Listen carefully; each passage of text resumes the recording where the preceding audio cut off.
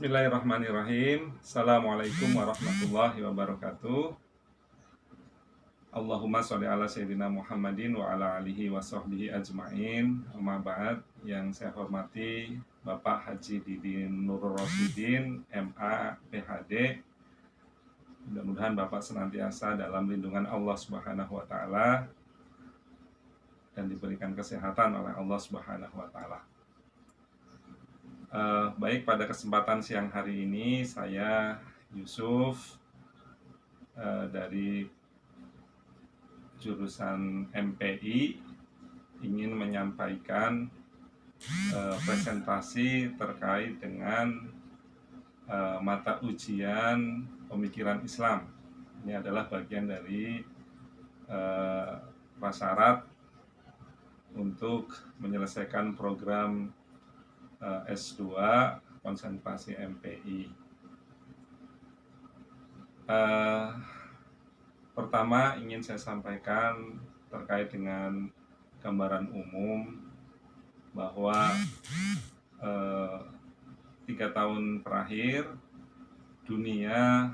masyarakat dunia khususnya adalah Indonesia telah diuji oleh Allah Subhanahu wa taala dengan virus corona atau COVID-19.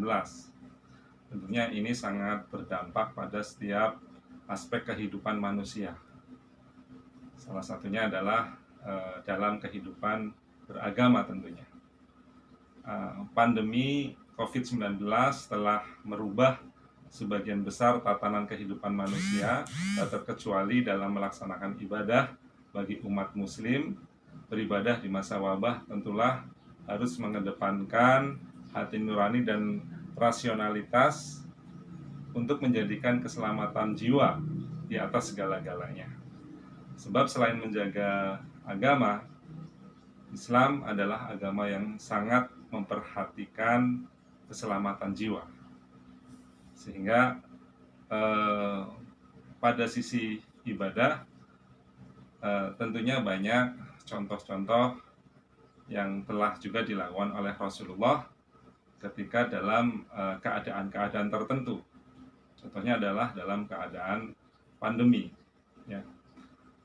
Dan Rasulullah pernah mencontohkan bahwa Rasulullah pun sangat menjaga bagaimana kemudian agar ibadah-ibadah yang dilakukan itu tidak tidak membahayakan bagi umatnya, sehingga akhirnya sebagai pemegang kebijakan, pemerintah telah membuat berbagai kebijakan yang sifatnya adalah untuk melindungi keselamatan masyarakat, melindungi keselamatan warga negara pada umumnya, ya, termasuk adalah negara Indonesia. Ya.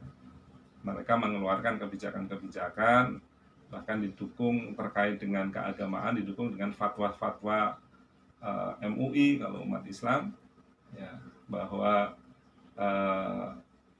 negara bertanggung jawab untuk melindungi masyarakatnya, ya, dari bahaya yang mengancam diri warganya.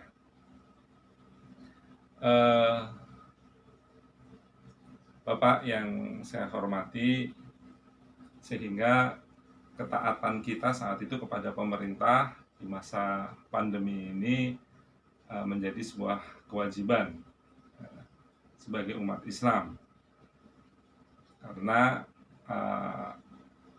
apa yang digariskan oleh pemerintah, ya, berupa protokol kesehatan merupakan manifestasi dari sebuah kaidah yang sering didengar di kalangan, ya, usulun fikih, bahwa darul mafasid muqaddamun alal jalbi al masalih. Artinya mencegah kerusakan lebih didahulukan ketimbang mengupayakan keselamatan, kemaslahatan. Kemudian wabah COVID-19 dilihat dari perspektif teologis. Bagi kaum rasionalis, melihat tragedi ini dalam hukum kausalitas, yakni akibat terjadi karena adanya sebab, yakni pandemi COVID-19 terjadi disebabkan oleh kecerobohan orang-orang tertentu dalam berinovasi di dunia biologi. Bagi kaum teologis, boleh jadi melihat sebagai teguran keras dari Tuhan terhadap tatanan kehidupan manusia yang kehilangan kendali diri, yakni keserakahan, kesombongan, eksploitasi, kejumudan, dan lainnya. Bagi kaum teosofis, boleh jadi melihat sebagai momentum relaksasi batin dalam menjejaki spiritualitas manusia yang tercederai oleh pencitraan hipokrit dan penghambaan pada berhala profan. Sebagai inspirasi, momentum di atas menarik apabila dibaca sejarah Nabi Ibrahim mencari Tuhan dalam tinjauan pendidikan Islam yang disampaikan oleh Sri Suyatna tahun 2007. COVID-19 memaksa manusia menengadah ke langit, berharap hidayah untuk mencari solusi atas tragedi semesta ini. Dikala nalar telah terkatup oleh kegamangan pandemi, tiada tempat pelarian akhir yang paling mengagumkan kecuali kepada Sang Pemilik kehidupan. Kegelisahan dan kecemasan merambah ke seluruh relung emosional setiap orang. Berharap mencari ketenangan dengan kelegaan hati yang tercerahkan, walau tetap di rumah. Menghadirkan Tuhan di tengah pandemi menjadi jalan terbaik karena semua ikhtiar yang dilakukan diiringi oleh curahan hati kepada Allah melalui doa-doa. Doa-doa pencari keberkatan telah menyusuri kanal-kanal langit di setiap saat, mengharap ada arus solusi alternatif dan berhentinya pandemi COVID-19. Kecemasan itu bukan saja dari pandemi COVID-19, tetapi implikasinya pada aspek ekonomi juga sangat besar.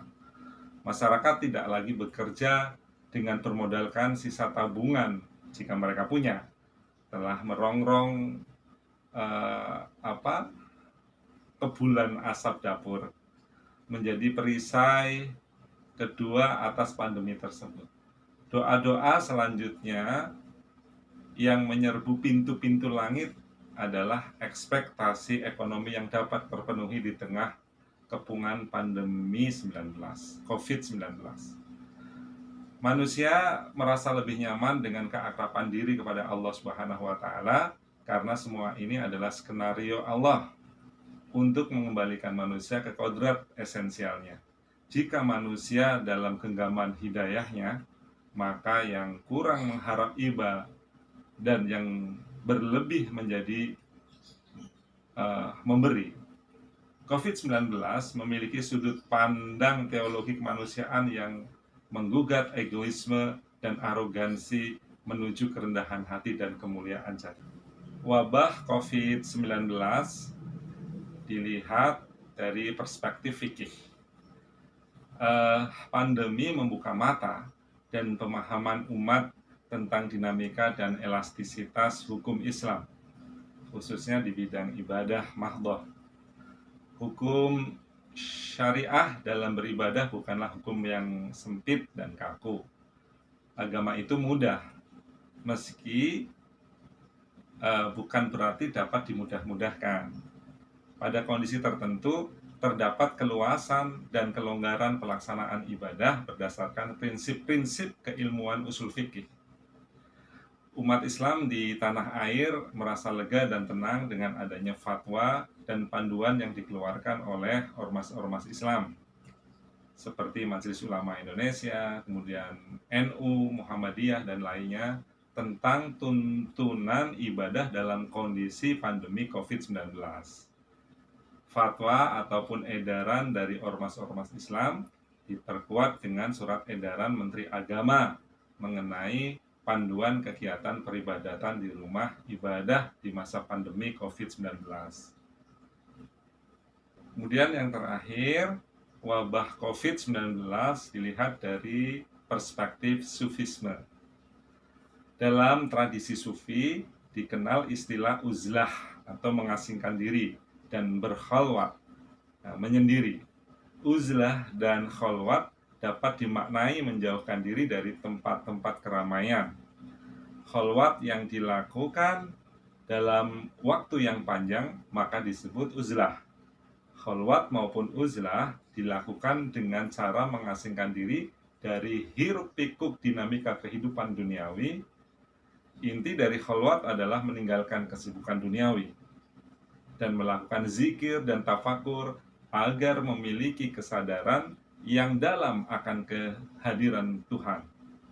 Secara fisik, kondisi khalwat adalah sepi. Akan tetapi, secara batin ini terasa ramai. Batin terasa ramai. Dan inilah khalwat dan uzlah, doktrin tasawuf yang harus dilakukan dalam memutus mata rantai penyebaran COVID-19. Dengan berkhalwat dan beruzlah, sesungguhnya kita sedang melakukan hal-hal yang ilmiah yang diterima akal sehat.